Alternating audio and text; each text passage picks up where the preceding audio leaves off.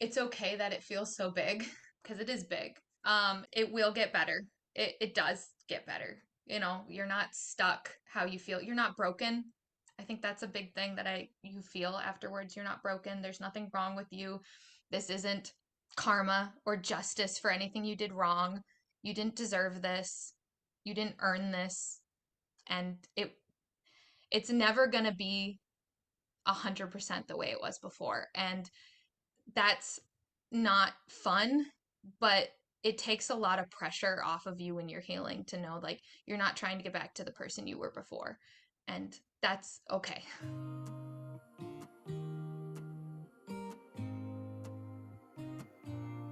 Hey guys, my name is Shayla. Welcome to the Hey Shayla Podcast. I went from full-time travel to full-time new COVID mom, and now I'm a mom of two. And holy wow, is motherhood and adulting a learning curve. There are so many decisions we need to make and a million ways to do it right. I created this podcast to interview some of my gurus to share their knowledge and empower you on your journey.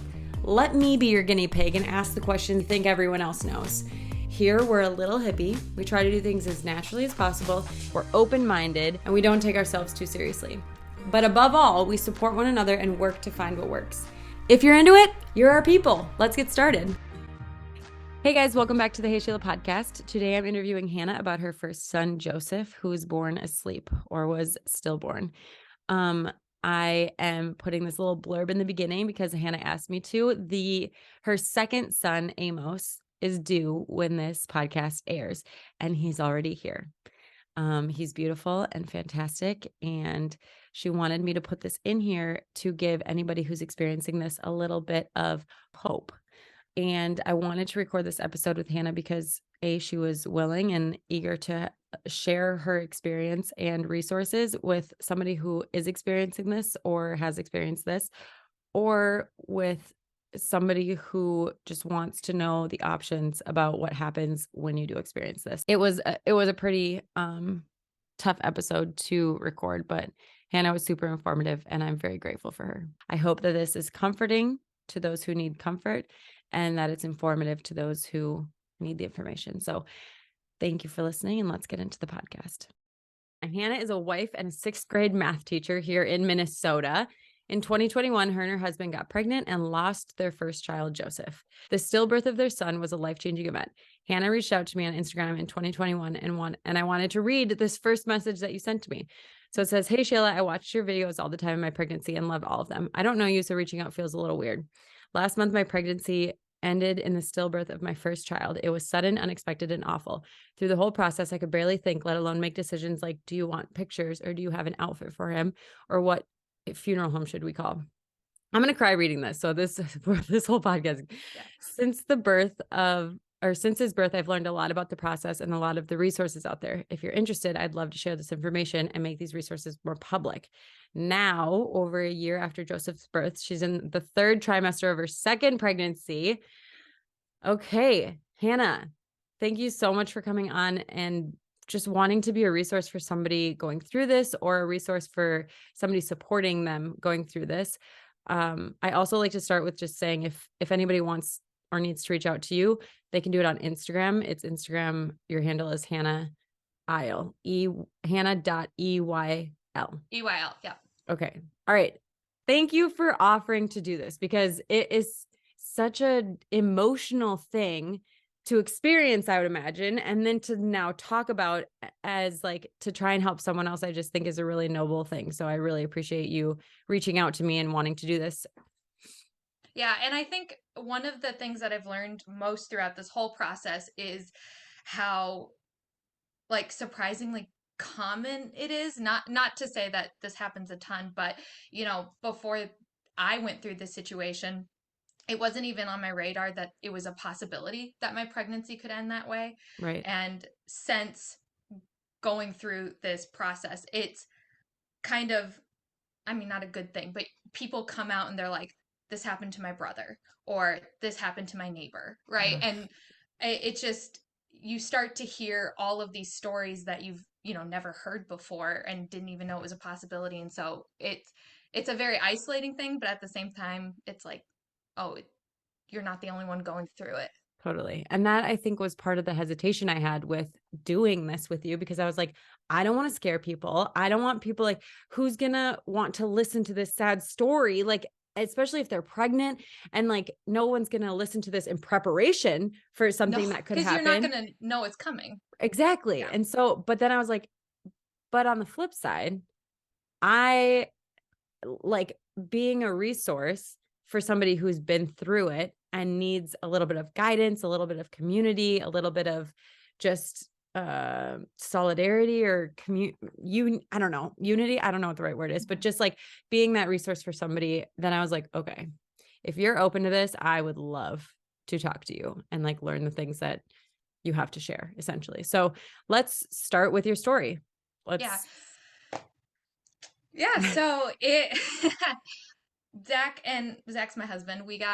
We wanted to start a family. We got pregnant pretty quick right away. And it was like kind of a fairy tale, honestly. It was going great. I was super excited.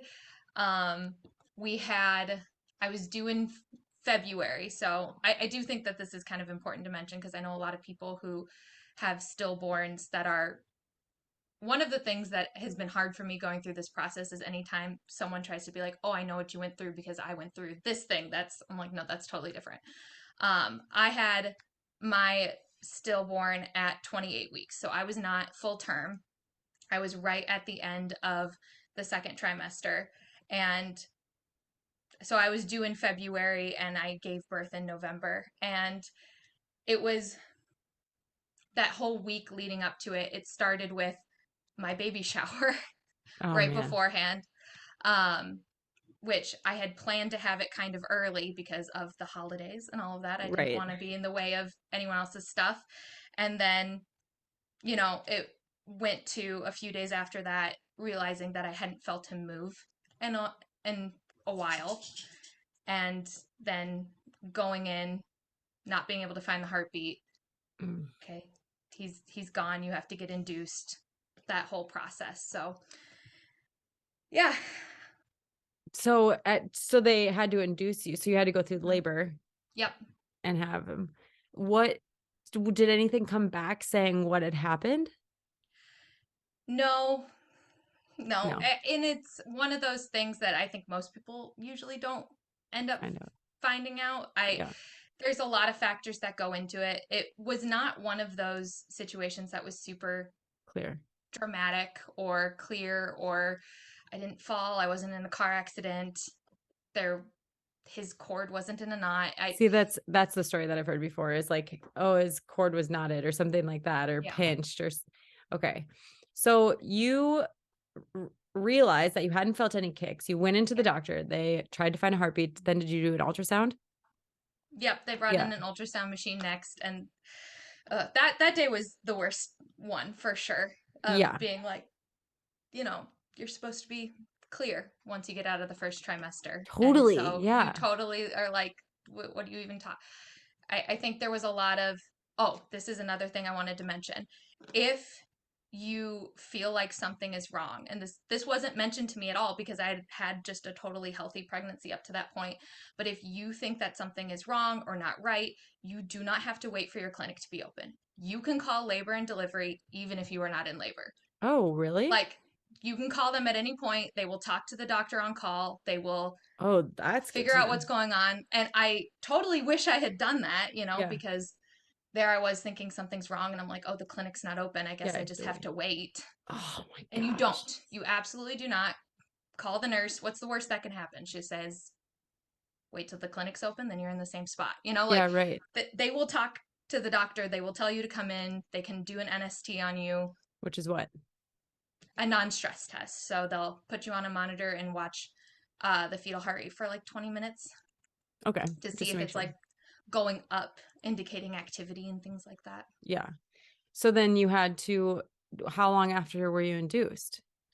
I went in the next morning. I did Yeah. not want to stay pregnant No, once right. I knew what Yeah. had that he was gone. So Yeah. And then, I mean, you just went into labor and delivery and they just started inducing you and you like had to wait for the contractions to start and everything, or, yep, and then just give birth. yep. then what is the process once he's born?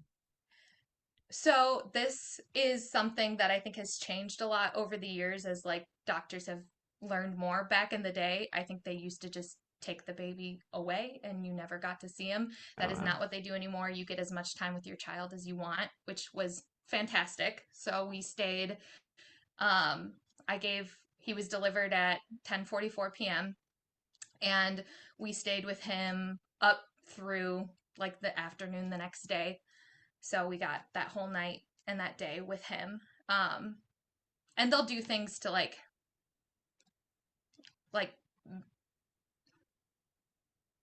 it's still not the same, obviously. So like you have to keep him like wrapped up on ice and stuff like that. Yeah. But really, you have the freedom to take as much or as little time as you want, which is I think really helpful. Yeah. I don't know how that would have gone for me if I would have never gotten to see him. Right. Yeah. I think that would be, I mean, super challenging, but I also, I wonder if different people would prefer different things.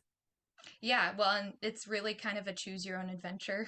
Yeah. Like they're very Right. open to every. Well, I had a phenomenal nurse team. I actually wrote that down. I have like a little organizer of things that were like helpful and stuff during this time.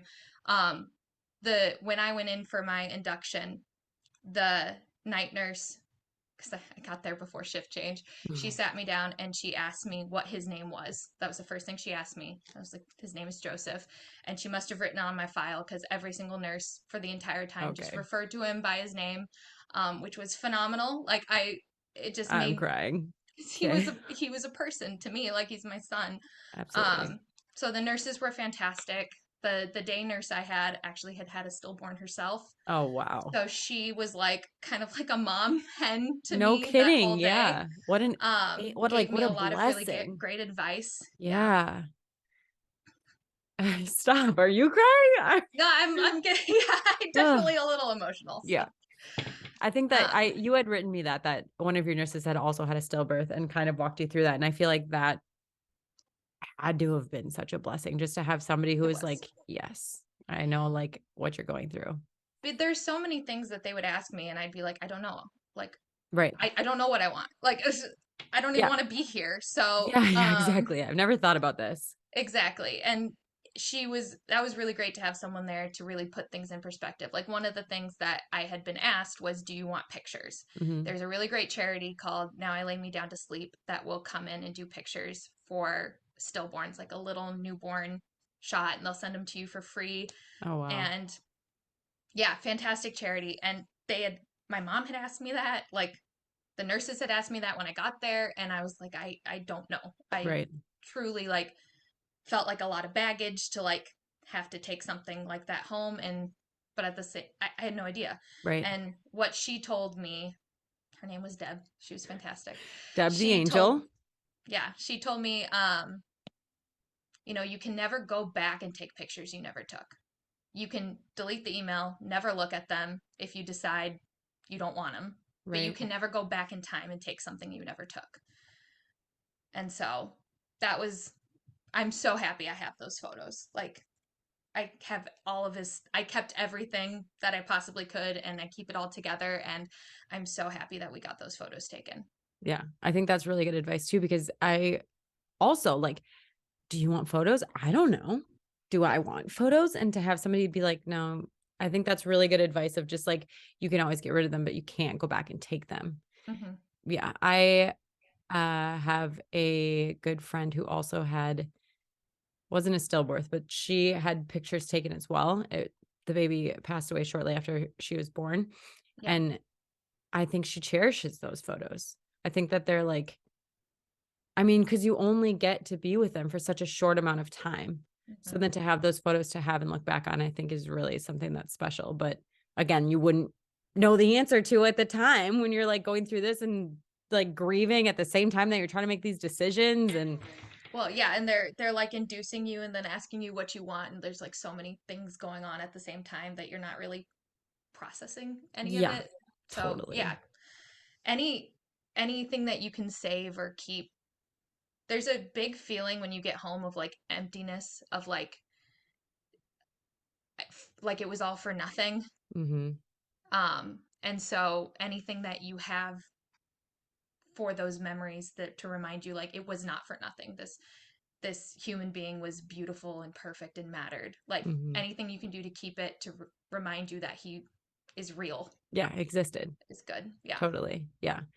And then they also asked you about things to wear at 28 weeks. I feel like, I had nothing. I had nothing that I had brought with me. yeah, So that's the hospitals are really good at having stuff. yeah. So they did have an outfit for him, Oh, and that was really good. They also gave me this little bear.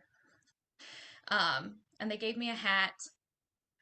This is, and I kept all of it and great memories. And it's actually something that, I've done and my mom has done post going through this situation is crocheted blankets and donated them to the hospital for other mm. people who go through this. Oh, that's amazing. Yeah. Because you received one? I had like a knitted hat, and my mom had made me a blanket that I brought with. And Yeah. yeah. Oh, I love that. So when you messaged me, you said they were asking like which funeral home to call. Yeah, Did which was you? one of those things I was like not prepared for at all. Yeah.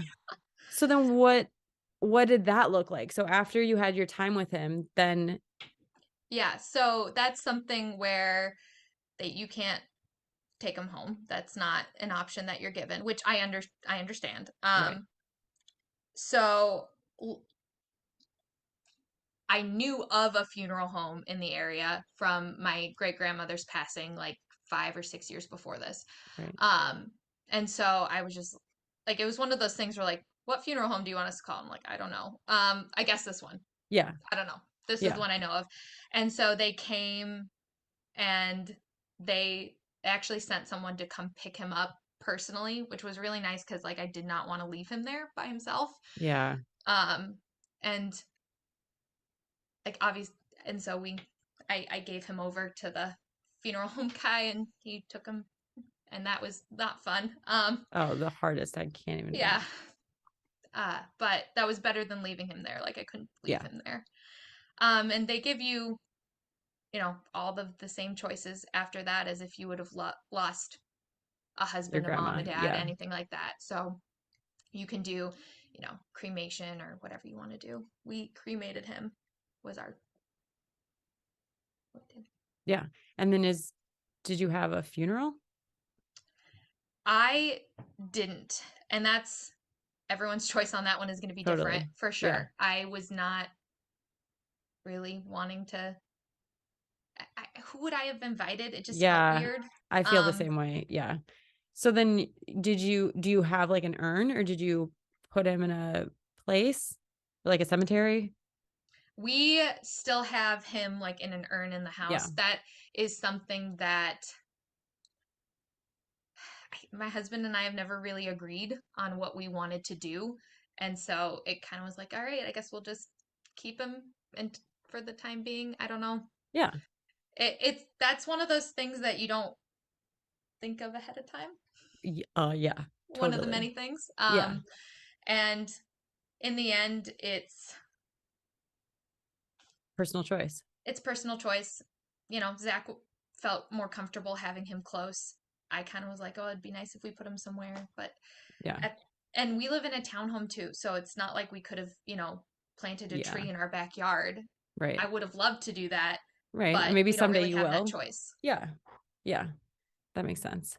So. Um, so you mentioned the Now I Lay Me Down to Sleep. Are there other organizations or resources that you would recommend that do you think is Now I Lay Me Down to Sleep a nationwide thing or is it just Minnesota? I think it's nationwide. Okay. I'm not sure.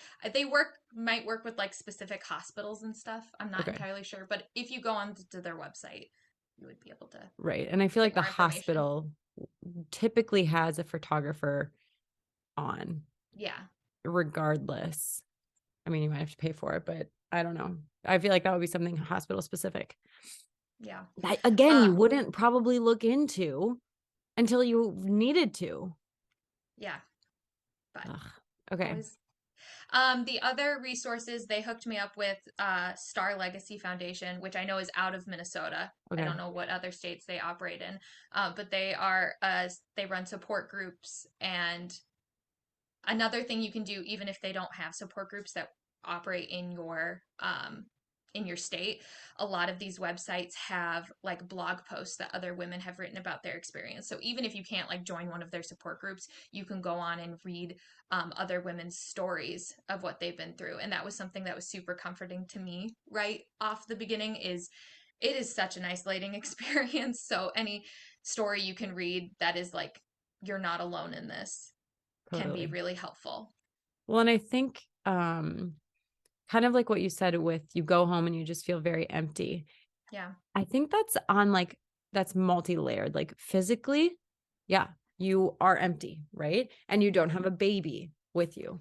Mm-hmm. And energetically as well, like your body, I don't know, I learned about this with the matrescence lady. She was talking about like how your body is like was full of like warmth and vibrancy and whatever. And then once you give birth to the baby, your body, independent of the baby, is like now a colder, spacious, empty vessel, essentially. So like energetically it is, and just and then what about telling people?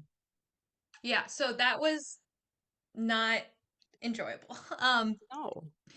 Because I had just had my baby shower. And Mm-hmm. so it was something that was like my pregnancy was very public. And Right. so I kind of felt like I didn't want to have conversations with anybody. Nobody. Um, Yeah.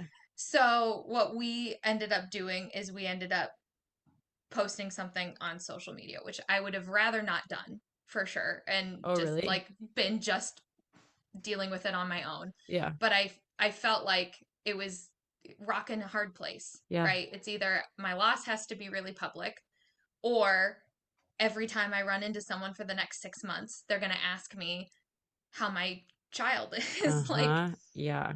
how'd the pregnancy go? Did you have your baby? Like, yeah, Totally. I did. So it was Oh. kind of like I felt like I had to pick one. Mm-hmm. And so I picked, I guess I'll just make my loss very public. And Yeah. there are pros and cons to that for sure. Um, but this time around in this pregnancy, I've been a lot more private. Like I haven't posted anything about even being pregnant. Yeah. And so it'll be really fun when I give birth and Mm-hmm. I get to post something and everyone gets to be like, "Oh my gosh, you were pregnant." And I was like, Yeah. "Yep, yes I was." Totally. And just not be public about it. Yeah. Um, in retrospect, are you glad that you posted versus, because I feel like by posting, you also didn't have to have a bunch of individual conversations with Yeah, people. which is the reason why I did it. And I am happy that I did it that way. Okay. I think it would have been a lot harder for me to have someone face to face with Uh-huh. me and have to talk about what had happened, because Totally. I didn't really want to talk about it No. at Yeah. first. Yeah. So, I I am not comparing my miscarriage to this at all, but like when I had my miscarriage, I went through a similar thing where I had to be like, "Hey, not pregnant anymore." And I literally just copy and pasted a message that was like, "Hey, we found out that like the baby stopped growing. I don't want to talk about it." yeah. And that was like the message that I sent. Oh, And I that was was just, yeah, for almost word for word what my post was just like, this is his name, this is when he was born. I don't want to talk about it. please don't. Yeah. Yeah. Yeah. Cause you don't want to hear everybody being like, "Oh, I'm so sorry." Oh, da, da, da." You're like, I'm already dealing with this. I don't want to have to then make you feel comfortable. Yeah.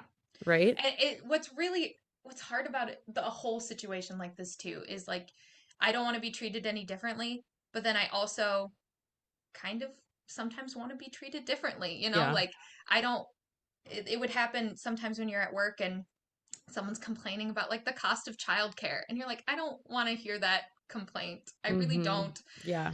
So you want to be treated differently, but you don't, and it's, I don't know. It's, And it's so hard, I feel like, to manage because everybody individually wants to be treated differently. yeah. So the advice, because I'm going to ask you, like, was there anything that people said that was helpful or hurtful or whatever? But like your advice might not be the same thing that I would say, might not be the same Yeah. thing that someone else would say.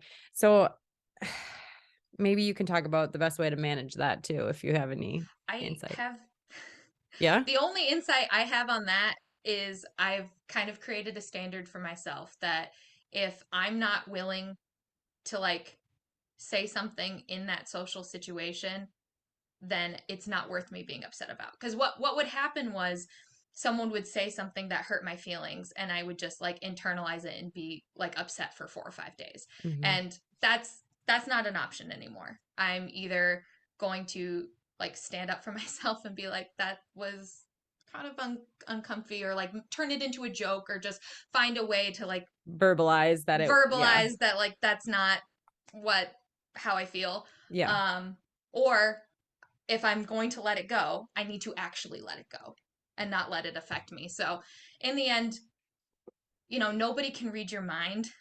So you have to find a way to manage those situations on your own. And that's a really tall order, and I'm Oh still yeah. not super great at that.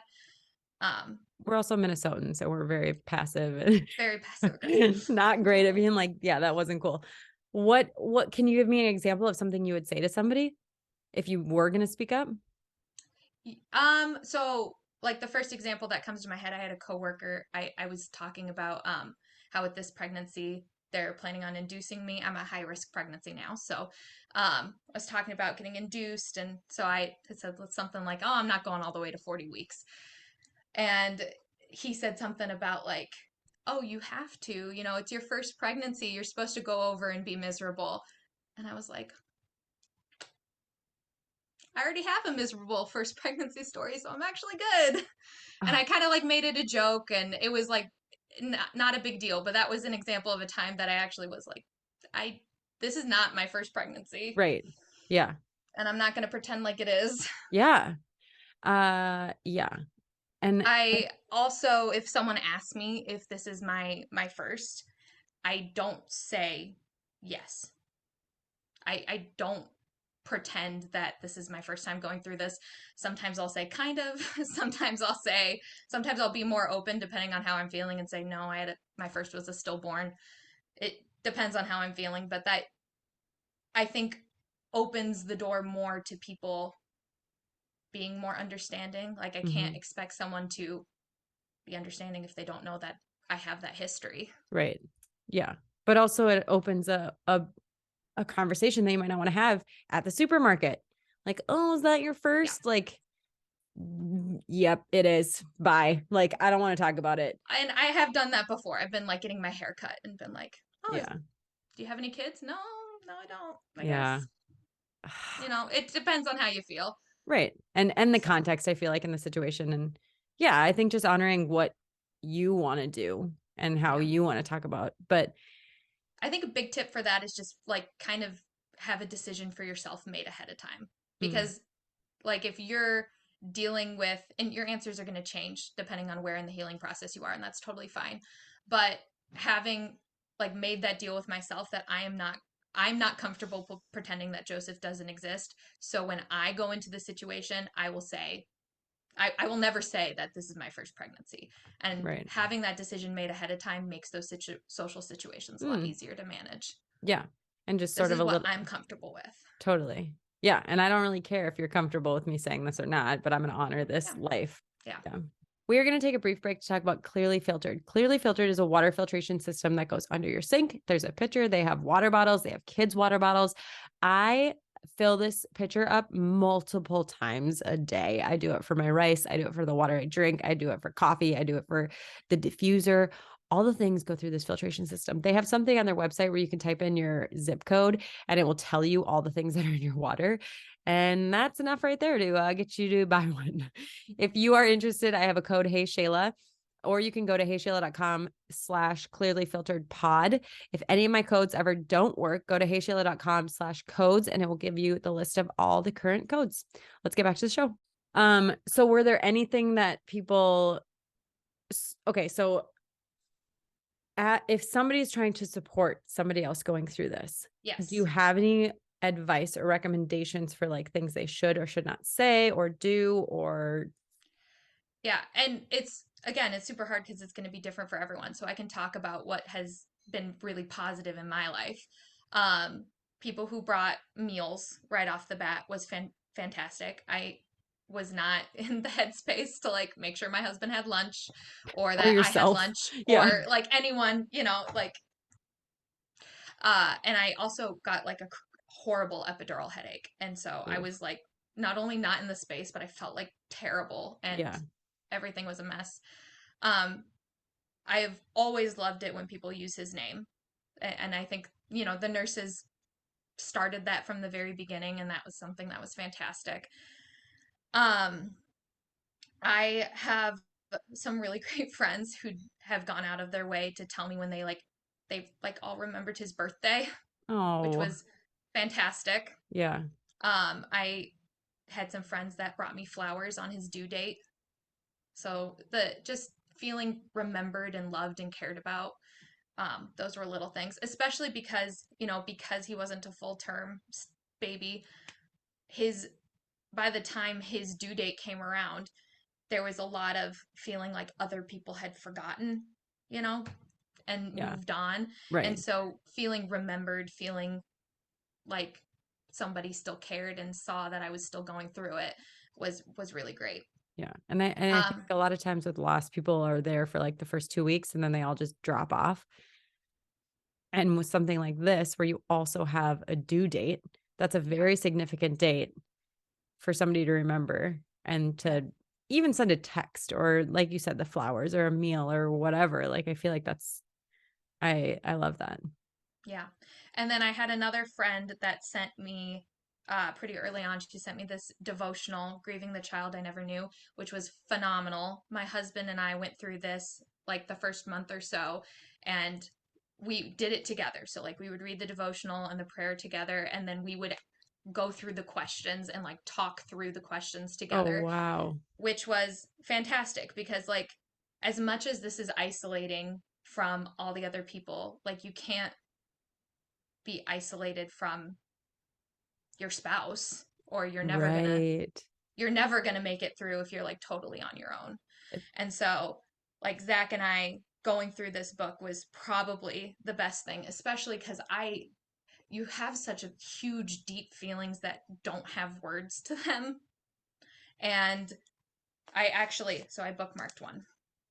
This was one of the devotionals that was about nothing to show for my loss and the feeling of emptiness when you Oh, get home. And one of the questions was, some women who have lost children say that aching arms is a common occurrence and that holding something eases the pain. What could you hold? And so we were reading this, and here I am like, oh my gosh, I'm not crazy, because this bear that they had given to me at the hospital, I had been like sleeping with it like a yeah. crazy person and No. feeling like I was nuts. And so just having words that Mm, all these big feelings I was feeling were normal, validated. Yeah. yeah, Yeah. was fantastic. Yeah. I love that. It's Grieving called the child I never knew. Okay, I'm gonna put that in the show notes so that people can do it. If they're not religious, do you still think it would be helpful? Probably not. It's a very religious, Is it's a it? devotional. Yeah. Okay. Well, I still almost feel like the questions potentially, Yeah. whatever. We'll let people decide if they want to get it or not. But I think that I love that because then you get to kind of get your husband in on it. I feel like Mm-hmm. with things like this, there's so much focus on mom, rightfully so. But dad also just lost their firstborn child. You know what I mean? Or their Mm-hmm. second or whatever, their child. They just lost their Yeah. child. And I think, do you agree with that? Like like miscarriage. Nobody checked in on Seth. Nobody Yeah. asked him anything. They were all asking me things and sending me things and whatever. And he was kind of like, I support that you are getting the support, but like this is pretty hard on me too. Yeah. And I know that a lot of people have a hard time too with just dealing with different ways of healing sometimes. If one spouse doesn't want to talk about it and the other one does, Mm, or uh ones have one thing I was reading a lot when because I read a lot of blog for posts and sure. stuff from other women who had gone through similar situations. One common thing that I would see a lot is like, oh, my husband looks like he isn't going through it and I feel so alone. And it's like, sometimes they just express it differently. I don't know. My big thing was I had a really hard time dealing with him when he got emotional because I always felt like, excuse me, like I'm going through this. I Mm-hmm. need you to be my rock because I'm Mm-hmm. having a hard time. So the few times that like he really needed to cry and he needed to be the one who was upset, and I had to like pack how I felt away for a little bit and support him was Mm-hmm. really difficult for me. And so, yeah. That's good insight too, though, because I can imagine that that's a thing where you're like, yeah, can we just heal me first? Like Yeah, this, like can we yeah, do this one at a time, please? But yeah, that's not how it works, you know? Like he's just as much of a human as I am. right. And just as much lost Yeah. their child. I think that that devotional would be so helpful then, because then you both can like talk about Hmm. your feelings with each other and like talk about everything that's going on. Well, and especially because like he can't read my mind either. Mm-hmm. So like anything that could get me talking, him talking, so we knew where the other person was. Yeah. And that allowed him to be a more caring and loving husband towards me. And that allowed me to be able to recognize and validate how he was feeling. Because if there was no space for that, I would not have done that. I would have been too concerned about how I was feeling. Yeah. Um, oh, what was I just gonna ask you? Did you get any sort of maternity leave or any sort of leave? This is something that, like, everyone, I'm sure, it does differently. I went back to work as soon as I could because I just needed the distraction. I didn't like being home and Okay. kind of wallowing in it. So I went back to work after 2 weeks. Oh, wow. I went Yeah. back to work really quick. Yeah. And that first day was terrible because you have to face all these people who, you know, saw that I was pregnant 2 weeks ago and then can now clearly see that I'm not. And they know what happened. Like Yeah. there was no way around that. And because I'm a teacher, I also had to face, Oh my gosh. 120 students, um, which they had my principal and the school counselor met with the whole sixth grade and was like, okay, this happened to Miss Isle, and this is, really sad, and she's not going to want to talk about it when she comes back. Oh So, man. that kind of thing. So some of them like left me little cards, but for the most part, they didn't ask me any questions, which was good Yeah. because I wasn't ready for that yet. No. Yeah. But I love that you shared that you went back. Like, I Yeah. think, yeah, just to have the distraction. And again, I think that that would be totally, everybody would be different in that.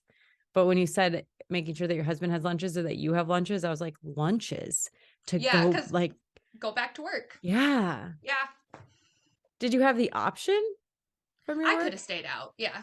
Okay. Nobody Yeah. was pressuring me to go back at Well, all. I and I wanted to think, go back. yeah. Well, that's nice because I wonder what like maternity leave looks You like. get your whole maternity leave if you want it. You are entitled to your whole maternity leave. If you have short-term disability for to Oh, cover your really? maternity leave, you're entitled to get that. Yeah. Mm, You have past a full access. certain, You gave birth. You physically gave birth in a hospital got it. with your body. Right. You get everything. You're That you you're should. entitled to all that same stuff. Yes. Did you have a situation where your milk came in? I did not, which I was very grateful for. It was kind of because I was 28 weeks, they were kind of like, we're not sure. Yeah. It could go either way at this point. Yeah. So it did not, and I was very grateful for that. Yeah. Okay. Um, is there anything going back to like how to support somebody who is going through this? You said like sending things on the due date. Is there anything else that you have for that or hurtful things that anybody said? Um, I think that covered most of them. Okay. I a Yeah. big a big thing for me was figuring out how to be around people who, other pregnant women and stuff Oof. afterwards Yeah. because, I had coworkers who were pregnant and having babies too, and you know, I had friends who got pregnant after I went through this, and I was, trying to get pregnant and, you know, going through all of these feelings, and it's really difficult. Yeah. And it's okay. Like it gets better with time. It really does. And you'll learn how to handle things with grace and with poise With time. with time. Yeah. Um, uh, Adding to that, I have a friend who said that with loss of a baby Yeah. or like during pregnancy or shortly after, people say things like, oh, aren't you glad it happened when it did? Or everything happens for a reason, or at least it's this, or at least it's that. And they're like things that you would never say to somebody about like if their husband died or if their grandma died or if their whatever died. You'd never be like, well, everything happens for a reason. And they're like, Mm-hmm. so kind of think about that when you're saying these things, because it is a human life lost. And so it's not just like, well, at least blah, blah, blah. Like, and that was something that kind of stuck with me of just like, I don't know. Yeah, anything you can do to treat the child like a person, Right. and that's why I'm so big on when people use his name, Yeah. because he was a person. And Yeah. so yeah, that would be it would be horrible if someone was like, "Oh, at least you weren't full term." And it's like, "Okay, so Yeah. what?" Like, Yeah. I also have a few resources that I wanted to share. One is called Molly Bears, and this is a resource where they will take a stuffed animal like what you have, but they will put weights in it to weigh what your child weighed when they were born. oh, that sounds fantastic. Yeah. And so you can, I think it's a nonprofit Yeah. thing, but that was one that I've seen a good friend of mine who did that, and it's like in all of their family photos. It's everywhere, and it's just the same thing. It's just a comfort thing for them. And then the other one that she recommended, because I reached out to her before this to be like, do you have any resources to add? She said babyangelpics.com. So what they do is they will take your photos of your baby after they're born, and then they will change the pigment to make it look like a live birth, so that you can see like what your baby had with different pigment or something like that. And she said that her friend had done that, and that same thing, cherishes the photos. And again, it's up to you if that's something that's helpful or not to you, Mm-hmm. but I just wanted to mention those resources as well if anybody is interested in those things. Okay, so now, how's your pregnancy been? How has it been being pregnant again? Yeah, well, it's certainly been like day by day. Yeah. I'm 33 weeks along now, so I am farther along than I was last time. I call him my high score baby. Um, Him, is it another he, another boy? it's another he, yes, Ah, which I wanted a boy, so I was very happy for. yeah, Um, not that I really cared, but of course. It's always a I thing. was Like, yes, you're like, oh, above all, I just, yeah, want a mhm. happy little healthy babe. Yep, so I have my high score baby.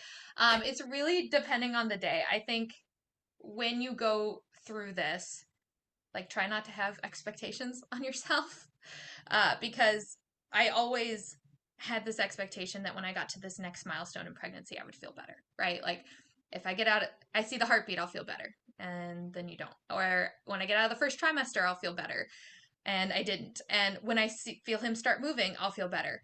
And then I didn't, because I would just get in my head, like I would be sitting there and I would think about him and be like, well, he's not moving right now.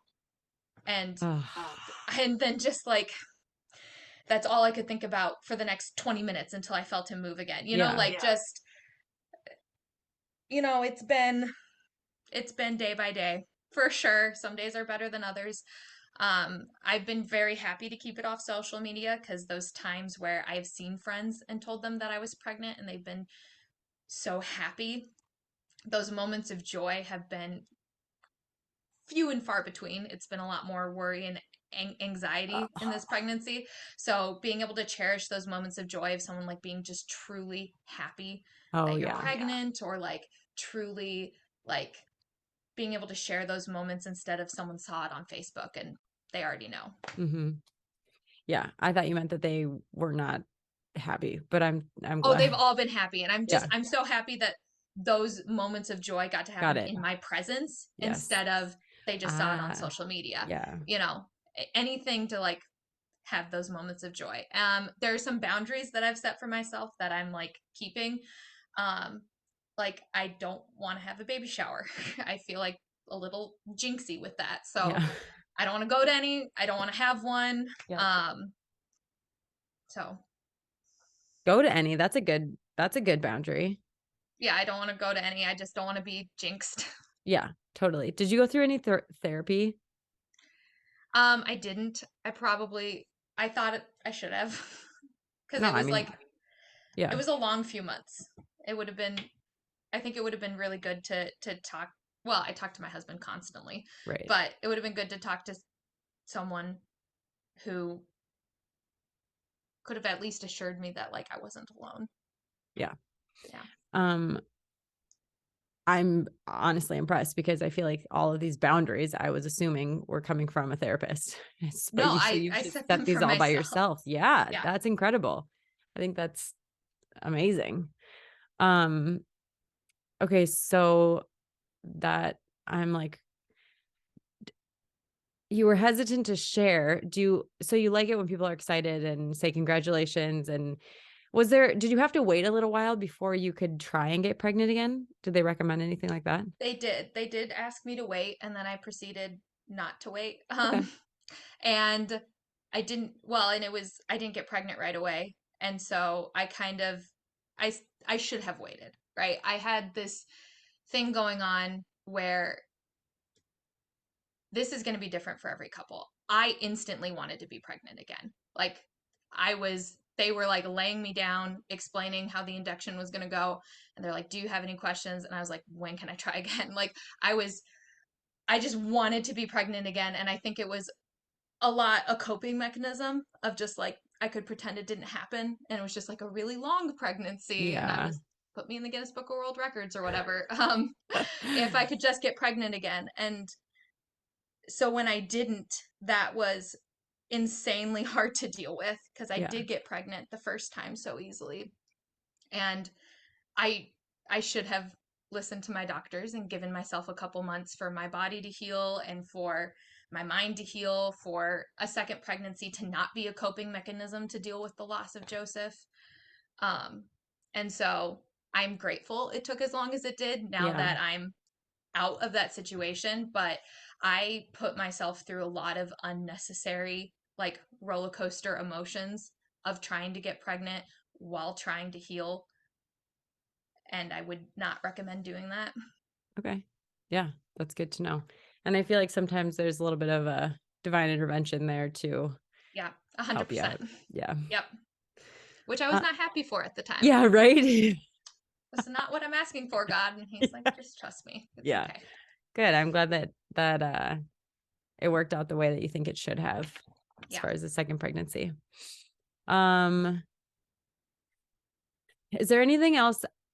Is there anything, I guess, what would you say to somebody who either just found out that like they're in the night before the induction or they just had their baby and it was stillborn? What would you say to a mama like that? I don't think I would say anything to them. I think I would just go be with them. Okay. I think there's not a right thing to say in those situations a lot of times. Yeah. And just helping them not feel alone and just be with them. Yeah. Um, I love that answer. I also want to re-ask the question for you from advice having been through it.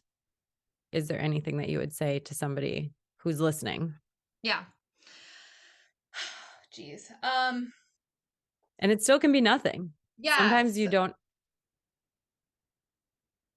It's so it's okay that it feels so big. Because it is big. It's also